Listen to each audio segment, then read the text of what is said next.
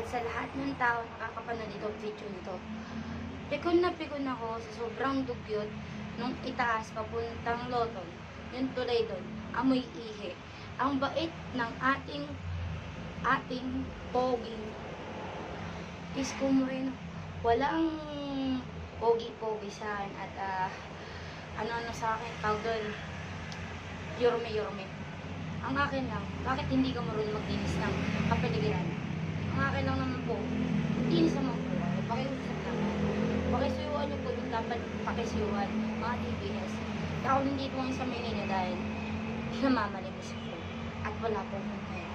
Sila ko pong legit na tao dahil nag-t-shirt lang ako ngayon kasi ang init talagang kanina. Pero lagi ako